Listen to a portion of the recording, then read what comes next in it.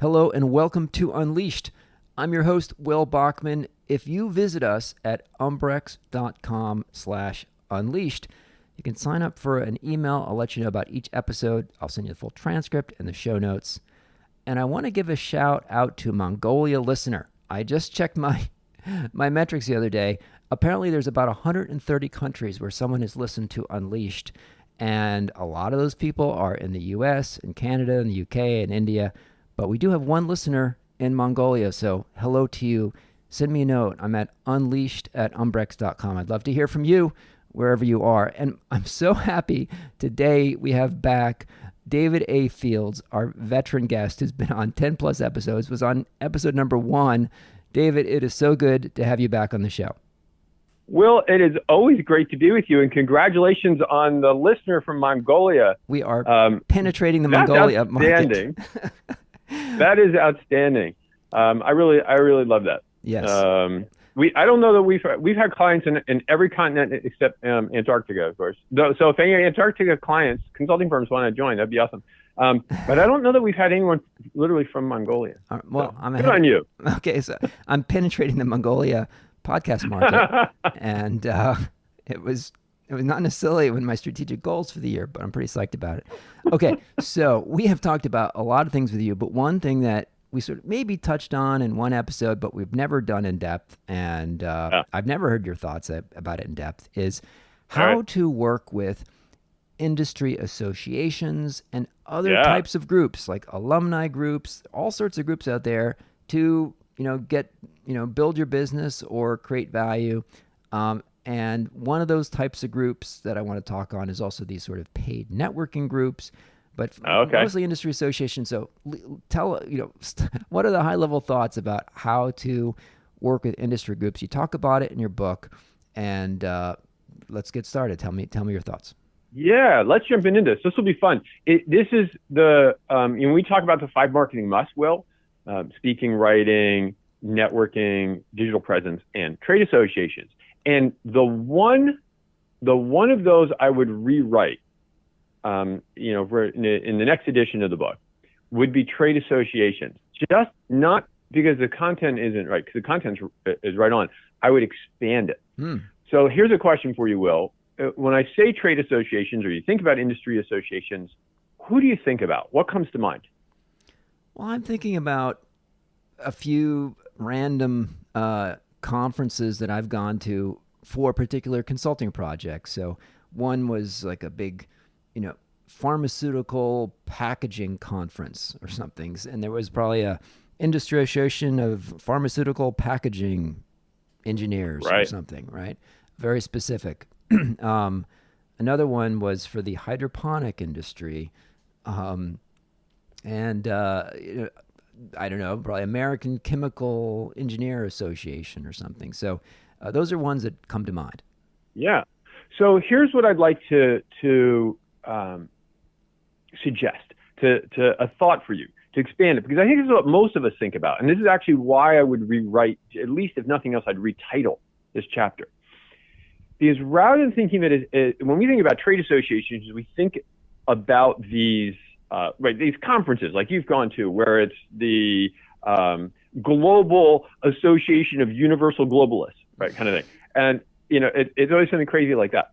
And that's excellent, but broaden it to, where do a large group of your prospects linger, either physically or virtually or digitally? Or if you want to flip it around, who has in their tribe a lot of your prospects?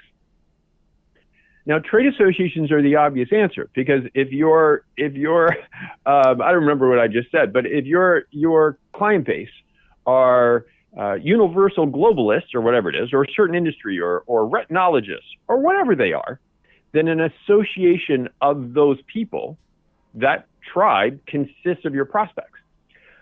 But that's not the only type of group or partner that has a lot of your prospects in their tribe. And that's why I really expand your thinking on this to who, not just trade associations, but think of it as visibility partners.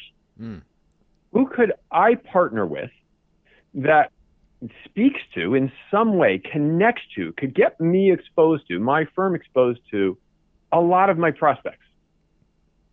Trade associations fit the bill, but those aren't the only ones that fit the bill. And I'll give you some other examples that are common, if that's okay. Is that okay, Will? Please do. That is what I'm waiting on. Yes. Okay. So there are other examples, and this varies from firm to firm to firm, but some that we have seen that are other examples, and I would put them right there with trade associations along the same idea. For some consulting firms, there are software platforms whose customers all are great prospects, or a lot of their customers are great prospects for the consulting firm. Or data providers are frequently, their customers overlap with a consulting firm's prospects and often need the consulting firm's help. And it's a really nice marriage because the data firm wants their data to be sticky. They sell in these data sets for millions of dollars a year, but they can only continue selling them in if the client continues to use them.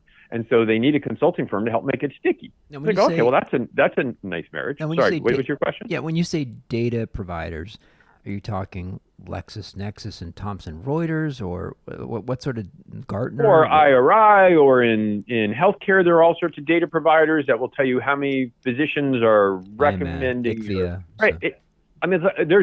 There's data on everything these days. There's people providing social media data. There are people they'll provide data on transportation logistics. And if you're in the transportation logistics consulting field, and there is a data provider in that world, or a software provider, and there are many, many of them, those are potential partners because their tribes include your prospects. Headhunters are often a good example. Journalists are often a great example. I mean, all these folks have tribes. They could all connect you to a whole bunch of prospects, and trade associations fit right into that. Okay. So does that make sense as an expanded definition? Does that help? It does. Okay. So that helps expand it to me. And I suppose I could add on there like alumni associations. Yeah. So I've given a talk to bet. the Harvard Business School Alumni Association as an example. I guess you could include those. Okay. So let's say that so you think about these. How do you recommend that you work with these visibility partners? Yeah, like now what? Thanks, David. Yeah, now what? Thanks for the definition, David. Now what? Okay, so that's a fair question, and I should also note, Will, that post-pandemic, post-COVID, this particular visibility building strategy, so working with visibility partners, has become our go-to for most of our clients, for most consulting firms. Right after networking, connecting, which of course you have to do, because it used to be speaking, but platform speaking has become a much less reliable, much less available visibility building approach. And the digital version of speaking is something you can do with partners. And in fact, I mean, Will, you and I are doing it right now. You, Unleashed, Umbrex, Veritex. For me, you're a visibility partner. I talk with you. Okay, I'll put visibility partner on my LinkedIn now as a. There you go. That's good. Obviously, you and I enjoy talking with each other, and I love chatting with you, whether it's on being recorded or not. And your tribe, many of them fit our client profile, so that's awesome. So what do? You speak with them. You do this. You get on podcasts. You write for them. You do webinars with them. You do surveys with them. You create white papers. All the things and that you would typically do with a trade association, you can do with almost any visibility partner. Speak, network, all that stuff. Okay. So. Yeah. Am I making sense, or am I going sort of off the rails here? No, this makes sense. So there's, if we think about the matrix of industry and function. So, if you're focused on a given industry, and particularly even a particular space within an industry, I don't know, pharmacovigilance or something within pharma, sure. Then you can start identifying some of the visibility partners in that space. If you're more of a functional focused person, like I do procurement, but across 10 different industries, then there's probably some kind of procurement influencers or procurement visibility partners, some procurement conferences and stuff. I think there's some areas that are a little bit harder. So if you kind of typically serve the head of strategy on strategic planning and you work across a bunch of industries, I don't know if there's there's no really kind of strategy conference, right? No VPs of strategy don't go to a strategy conference. Okay. So I'd be really happy to address that. Okay, address it, please. Okay, challenge that. Because we as you know, we work with a lot of folks who come out of McKinsey or BCG or Bain or other firms that are these, come out of this very generalist strategy approach. And if you're running a small firm, but it's a solo shop or a small boutique firm, and you're like, yeah, but we don't really have any focus. So who would we partner with? Well, you kind of identified your problem right there. You don't have any focus. And, so rather than trying to say, how do we find the right group for someone who's unfocused? Well, focus your business because you'll make it easier for yourself to find prospects, and you will be more valuable for those prospects. So just as an example, I'm thinking of a couple of folks we work with that are strategy consultants. They tend to do these big strategy projects. And part of how we've been able to grow them is to say, let's pick of at least a few industries, pharmacovigilance or whatever. And then we can drive there. Does that mean you have to turn away other work? Of course not. But if you choose a few industries, then you can go to either those associations or you can talk with other providers to those industries who could be great partners. So the more you say, yeah, I'm not going to limit myself. I want to be able to talk to anyone. Of course, the harder you find it actually to say, well, who should my partner be? Because anybody could be, but that's not particularly helpful. Okay. So let's get into some of the real tactical piece here. All right. Would love to, and perhaps you can spice it with some sanitized, if necessary, examples from your clients of things they've actually done.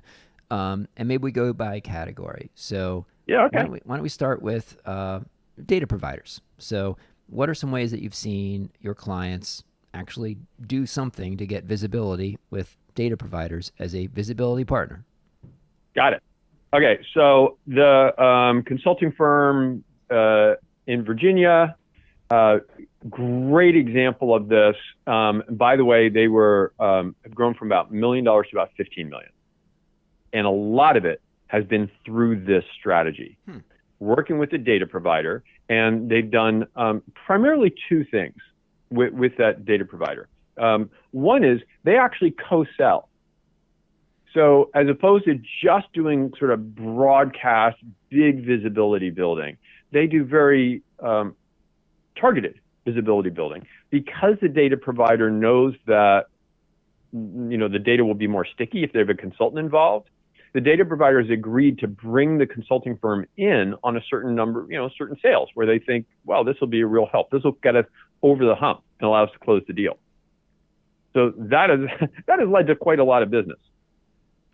And they have done basically research work with the data provider to show, again, to be able to show, you always want to create value for your partner and for your partner's clients. So they've done research work with the data provider that the data provider can then provide to prospects and clients, showing here's how you use it, and here's all the amazing things that can happen. Right? So they use their consulting brains on behalf of the data provider. And that has been just a massive, massive success. How do you get That's one example. How do you get something like that started?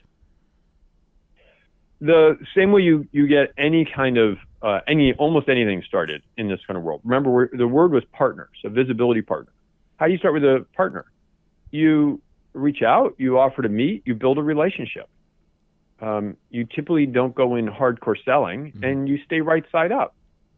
Well, before we turn this on, I think I said, let's do a podcast that's going to be really valuable for your listeners, the Unleashed group, which is my sole goal. Right? I want to help you create value.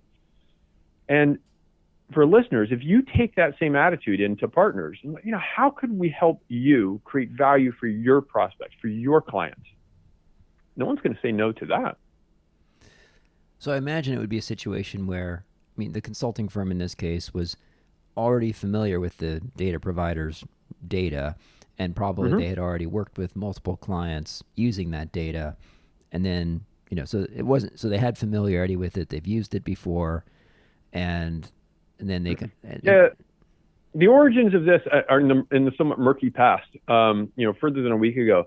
So, but it wouldn't surprise me, just because, knowing everything that's transpired, if they had seen this data in their clients, right? So they knew of the data provider, and they knew of a lot of complaints about the data, which meant they could go to, I even ask one of the, and I don't remember how the original introduction happened, Will, but it could very well, they could have asked one of their clients, hey, I know you're using this data and you're bitching and moaning about it. We can probably help you with it. Would you mind introducing us to your contacts over the data provider? Yeah.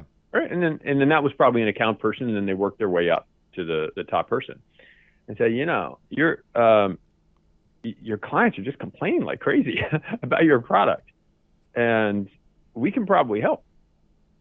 Okay. We can help you look better for your clients. All right. So one way to do this is by, getting introduced and then actually co-selling with the data provider. I think you mentioned some other ideas. Good one. One would be doing, offering to do a survey for them, or survey. Much easier, Will, is one of our clients down in Florida has done a masterful job of just creating articles and content. Mm-hmm. Articles, content. Then they've been invited to, they're in insurance, and they've been invited to a couple of conferences to speak, and now become a preferred speaker. And so it snowballs, the visibility snowballs. And because of the writing that they've done for this, again, kind of industry association, journal, they've been invited to write for some others. And it just snowballs. So if you're okay on writing or getting writing done for you, that's an easy one, right? But it's low risk. It's low risk for their partner. It's low risk for you. Doing a podcast or two, which I don't remember whether this group down in Florida has done podcasts or not, but it wouldn't surprise me. Well, that's a good segue to the next one. So next one of the ones that you mentioned is, getting on a podcast. Do you have tips on how to do that? We have a whole protocol for that. Oh, tell me about it. I have to pull that up. We literally have a whole, step by step. Here's how to sort of create podcast ubiquity or something like that.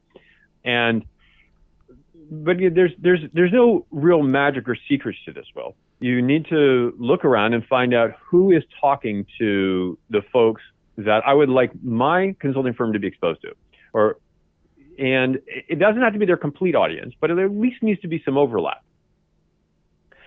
And reach out, or have an assistant reach out, and without being pushy, inquire about the possibility of appearing on the podcast.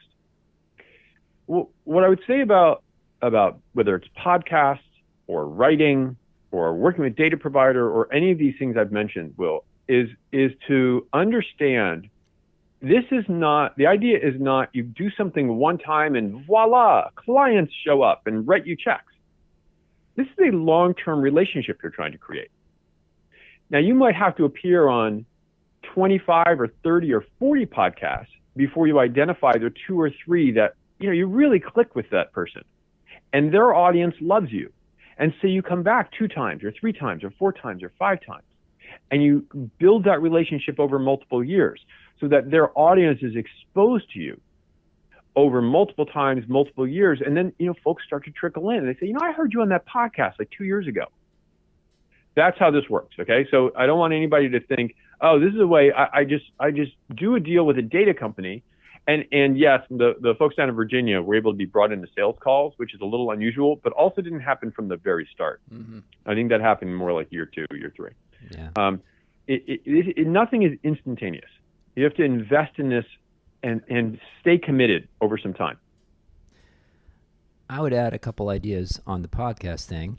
Yeah. Number one, if folks go to umbrex.com/resources, we have a resource on the top podcasts by industry. So we've curated a list of podcasts, so that can help get you started. You can pick your industry or pick your function, and we have a list of podcasts. And then one way to get on a podcast is, what you said, reach out directly to the host. But some shows that get a lot of just inquiries, and maybe ignore most of them. But almost no one will do the following. Almost no one. Take an episode of the podcast and write a really nice summary of it and post that on LinkedIn and tag the podcast host, right? And since almost zero people ever do that on someone else's podcast, like, hey, I just listened to the great episode of, the Cracker Jack podcast, and, here are some of the key takeaways from me, and tag David Fields. Almost no one does that for someone else's show. If you do that for one, that's a great idea. That host will probably notice, right? Because no one's ever done it before. You do it 2 or 3 times. That's a great idea. Yeah. Hey, Will, can I tack on another thing? Tack, and I don't want this to tack away. We've sort of gone off on the podcast land. Yeah. I would encourage people to get on small podcasts, new podcasts, unheard of podcasts that only have 12 listeners, and not just the top ones. Especially if those 12 listeners are perfectly aligned with your prospects. Because remember, most folks listening don't need 1,000 clients. 2 or 3 clients, new clients would be pretty awesome. So you don't need to be on the most huge shows. And also, it's good practice. It's easier to get on those shows, and you can be really targeted that way and have great discussions. So I love the resource of the big podcast, but also go for small ones. Yeah. Okay, so that's podcasts. Build a relationship with the host before making the ask. Do something for them. Promote their show, and they'll notice. That's great.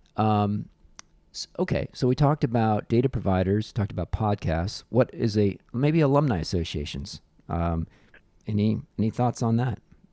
Yeah, so alumni associations make a lot of sense. We have a client in Marylandish that has a massive network and has been in the service like you and McKinsey like you, but it's not you, and uses the alumni network. I haven't seen it produce quite as much, in part because often alumni networks, while they do contain your audience, their tribe has overlap with your audience. The sort of overlap part might be a little small. Mm-hmm. And so there is a lot of wastage, if you will. That doesn't mean they can't work. And some alums are very, very fond of their alumni networks. The Procter & Gamble alumni network, I think, is very strong, and those folks do like to use each other. And we do have actually another client down in Georgia that used the Procter network pretty well. I haven't seen it get as good results. There's much bang for the buck as some other partners. But if you've got a great alignment and great connection with an alumni network, go for it. Why not? All right. What about going to an industry conference? Yeah. Do you recommend that? And how do you get the most out of it? Let's say that you're not a featured speaker, that you just register. Do you want to be a featured speaker? Well, that would be nice. But let's say, okay. Maybe. Well, that's important. Right. Because if you're going to go to an industry conference, you're going to go to the left-handed genealogy professors conference, and the first thing to do is to see whether you can figure out who's going to be there, speakers and any other attendees, and set yourself 10 or 12 or 15 targets of people you want to meet. And this is standard conference fare, right? This is, I think anyone who knows conference work will tell you this. Determine who you want to meet ahead of time, because then you'll meet them, rather than just sort of wandering around aimlessly hoping you meet somebody useful. Decide who you want to meet. And the reason I asked, do you want to be a speaker, is because if you'd like to be a speaker, maybe next year, maybe the year after, then one of the people on your list should be the conference organizer, who will be there, by the way. And so you put on your list the conference organizer and do all the things, Will Buckman, that you recommend. You be nice to them, and maybe you tweet great things about the conference with hashtagging the conference while you're there, because you're complimenting them. You're showing them you're interested and you're interesting and complimentary. And then as follow-up, you'll be able to create some inquiry about, possibly being on stage next year or the year after. So set a target for who you want to meet. Also, if you're going to go to that genealogy conference, I would commit to going to it for 3 years. It's not a 1-year thing. The first year you meet people and they're like, okay, yeah, you're one of a billion people I met, because there are a lot of genealogists who are left-handed. And then year 2, people recognize you a little bit. Year 3, you see the same people and they're like, oh, hey, Will, welcome back. Yeah, what happened with that project you were doing about your great-great-granduncle? Now you've got a relationship, and those kinds of relationships turn into clients. So I think that you've given some of these tips before related to some of the specifics that you didn't mention, like if you can get the industry, the list of attendees, because sometimes they'll have an app or they'll give a list or something ahead of time. Yep. Then they may just have a list of names, but if you hire a researcher, perhaps on Upwork, or perhaps you have someone already, take all those names and their companies and look them up on LinkedIn, create yourself a spreadsheet of names, company, LinkedIn. And if you have enough time beforehand, send connection requests to a subset of them, all of them, say, hey, I see that you're going to be at this conference. I hope we can connect when we're there. Absolutely right. Yeah, for the random people, and then for the people that you really want to meet, maybe you get their email them. I see you're going to attend. Any tips on like how to actually get that meeting? So maybe some busy person who's going there, they don't want to necessarily meet a consultant. What would you? Right, but you can reach if you received an email, Will, from me, and you know what I mean, and say, Will, I saw you're going to the genealogy conference, and I'm going too, and you're one of the reasons I'm going. I'm going, and I hope we can get a chance to chat. I would love to be able to talk with you for a few minutes. I love the work you do. Would you be up for finding a time? What's your reaction to receiving something like that? I guess it depends a little bit. If I'm, let's say, a VP of procurement, and the person is a procurement consultant that feels like to me someone's going to try to sell to me, I'd be maybe less interested. It feels very salesy. But if someone, even if they were a consultant, if it looked like they were going to provide something of value, and not just try to pitch me on something, I might be open to it.